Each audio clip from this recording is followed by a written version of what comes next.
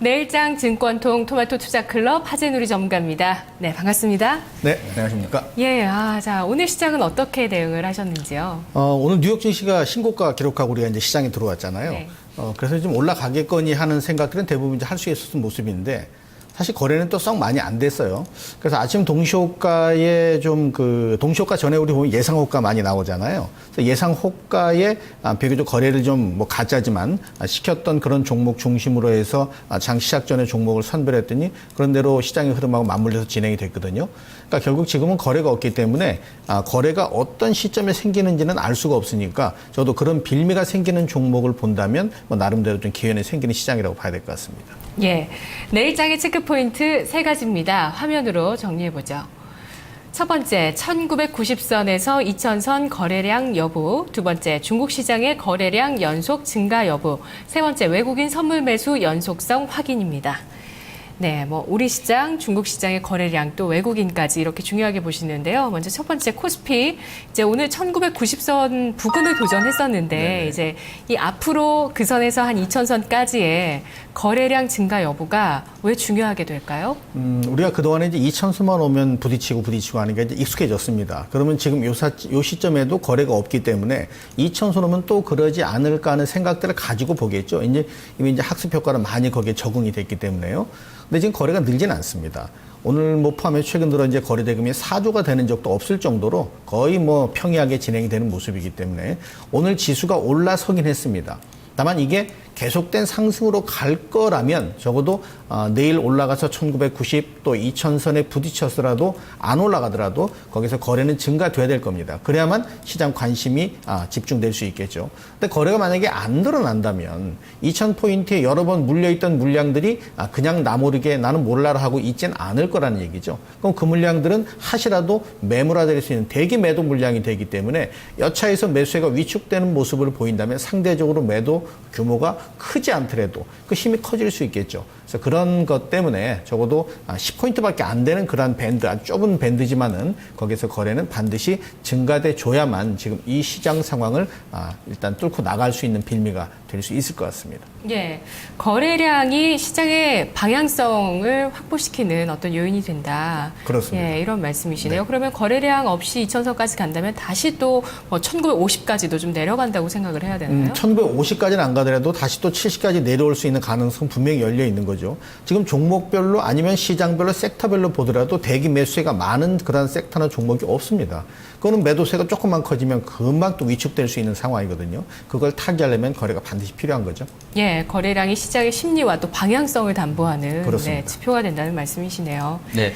자, 중국도 지금 거래량이 연속적으로 늘어나는지 여부 보자고 하셨습니다. 지금 중국 증시가 현재 한 0.16% 밀려서 이제 2049선에서 거래되고 있는데요. 거래는 일단 종가가 나와봐야 될 것 같은데 중국도 역시 좀 거래가 실려야 기존의 박스권 상단을 돌파할 수 있다고 보시는 건가요? 그렇습니다. 이건 뉴욕 증시가 고점을 쳤으니까 예전 같으면 중국 시장도 가고 또 한국 시장도 가고 어느 정도의 상관도가 있게 진행됐었는데 지금은 그런 모습이 아니거든요. 그러니까 중국 시장이 어제는 거래가 분명히 좀 늘었습니다. 거래량이 좀 눈에 띄게 단위 자체가 좀 바뀔 정도로 늘었는데 오늘 늘어나고 내일도 늘어나고 해서 연속적으로 거래가 늘어난다면 이제 그동안에 위축됐던 거래량이 조금은 좀 여백의 공간을 넓히는 그런 상황으로 진행될 수 있겠죠. 그러면 그만큼 시장 참여자가 늘어날 거고 그렇다면 매수세들의 결집력이 조금만 더 힘을 받아도 탄력이 확보될 수 있는데 아직은 그런 모습을 담보할 수 있는 조건식은 좀 안 돼 있는 것 같고요. 다만 최근 들어서 중국 시장도 상당 부분 안정적인 모습을 우상향으로 보이고 또 뉴욕 증시도 계속 한 나흘간 상승을 했기 때문에 거래가 증가된다면 중국 시장도 적어도 2000포인트를 급하게 위축시키는 그런 모습으로 진행이 되지는 않을 거기 때문에 어느 정도 지지력을 확인하는 중요한 단초가 역시 중국 시장도 거래량이다 이렇게 좀 봐야 될 것 같습니다. 네. 자, 중국이 아까 전에 이제 산업 생산 4월치 발표가 됐었는데 네네. 그거 나오거나 조금 이제 밀렸다가 다시 또 지금 올라오거든요. 네. 예상보다는 좀 안 좋게 지금 투자라든지 생산 지표가 좀 나온 것 같은데 이 부분은 좀 어떻게 보고 계십니까? 사실 지금 중국 시장은 2000포인트 깨지기 직전까지 내려와 있거든요.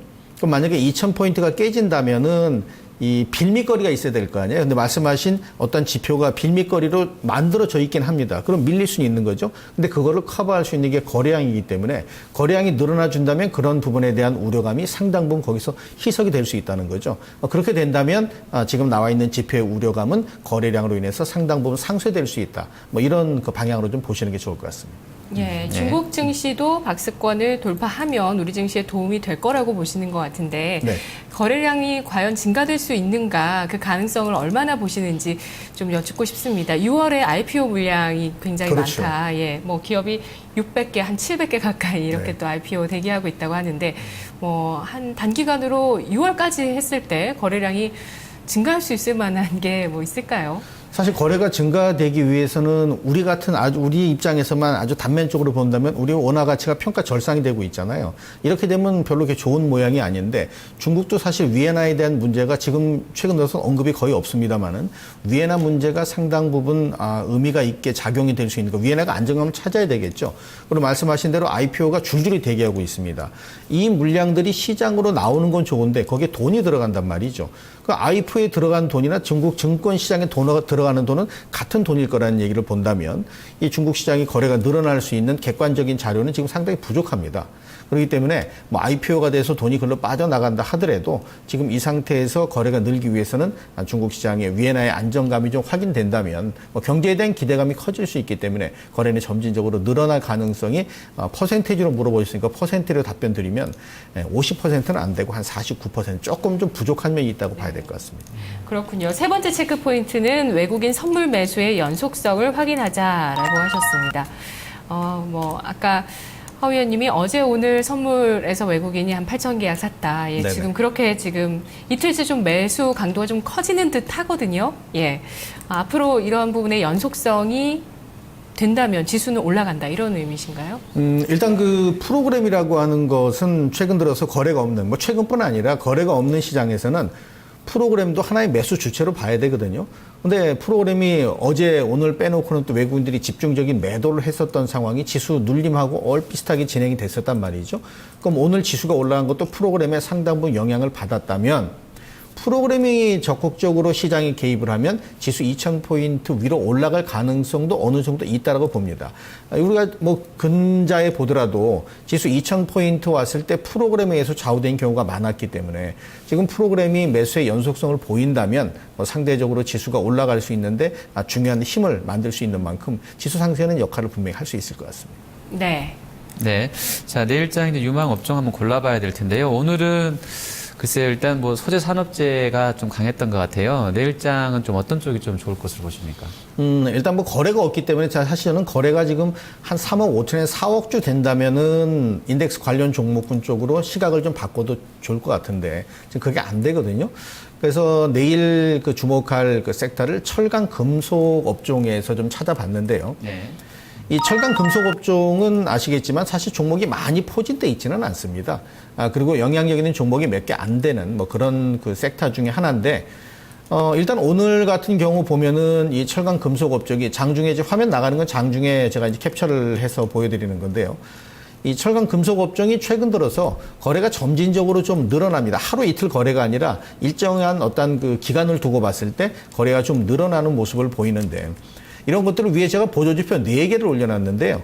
MACD 오실레이터는 뭐 늘 말씀드리지만 선행지표가 지금 다이버전스 쪽의 움직임을 보이는 그런 상황에서 살짝 긍정적인 포인트를 보여주고 있고요. 특히 이제 골든에서 골든 바이 시그널이라고 있는데 바이 앤 뭐 셀 시그널이 있는데 그게 일단은 상승세로 그러니까 움직임이 긍정적으로 진행이 되고 있고, 또 확률 지표인 스타캐스틱 RSI도 마찬가지고요. 또 이 기울기 지표가 있는데 기울기 지표하고 스타캐스틱 RSI가 거의 비슷한 시기에 시그널을 치고 나갔기 때문에 아마 이 철강 금속 업종은 현재 지수대 5,000선 전후의 지수대가 일단 지지선을 확인할 수 있는, 그래서 매수가 들어와도 뭐 그렇게 밑으로 내려갈 공간이 크진 않은 뭐 그러한 지수대를 볼 수 있어서 내일장 유망 업종으로 선정을 했습니다. 예. 네. 자, 오늘 기계 다음으로 철강 금속이 많이 올랐습니다. 업종 지수가 1.73% 상승했었고요. 철강주 중에서 최근에 이슈를 보면 포스코의 ELS 낙인이 좀 주가 바닥을 만들었다. 이후에 좀 지속적인 상승이 어느 정도 나왔던 부분들, 또 오늘 남선알미늄이 좀 턴어라운드 했고 현대아이스코의 실적 호조, 신고가까지도 만들어졌거든요. 이렇게 시장이 좀 좋게 나타난 종목들도 많이 두각을 보이고 있는데 어떤 종목을 고르시겠어요? 일단 1분기 실적에 대한 얘기는 많이 좀 그 내용 자체가 좀 진부한 것 같아요. 이제 1분기 실적에 대해서는. 네. 그래서 2분기 쪽에 어떠한 그 모멘텀이 좀 있는 종목 쪽에서 찾아보자고 체크를 해봤더니 거기에 포착될 수 있는 게 풍산이라고 하는 종목이 포착이 되는데요. 이 풍산은 그 2분기 영업이익이 전 분기 비해서 한 36% 정도 증가되지 않겠느냐 이렇게 예상입니다. 이건 아직까지는 확인된 수치는 아니고요. 그래서 어느 정도 영업이익이 2분기에 증가된다면 1분기가 이제 기저효과의 저점이 될 수 있다는 거죠. 그렇다면은 지금 현재 주가가 기술적으로 바닥권에 내려서 있는데 다각적으로 봤을 때 마찬가지입니다. 기술적인 바닥권에 내려서 있는데 과연 이 기술적인 바닥권이라고 하는 것이 상승세로 갈 거냐, 가기 위해서 뭐가 필요할 거냐고 연결시켰을 때 앞서 말씀드렸던 2분기 실적에 대한 기대감이 거기에 빌미가 될 수 있겠다. 이렇게 평가될 수 있는 모습이고요. 그래서 지금 현재 이 종목 같은 경우 내용을 잠깐 좀 체크를 해서 보게 되면은 이런 부분이 있어요.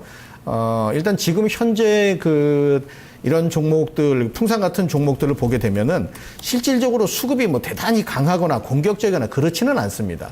다만 지금 현재 중요한 부분은 기술적으로 바닥권에 내려서 있기 때문에 이 기술적인 바닥권에 대한 공감대가 형성될 수 있느냐 하는 부분인데, 지금 이제 각기 종목 보시는 시청자 여러분들도 차트를 보시게 되면은 이게 지금 3월 달에 저점이고 현재도 저점이고 거래는 거의 대동소이하고 늘어난 거래가 없거든요.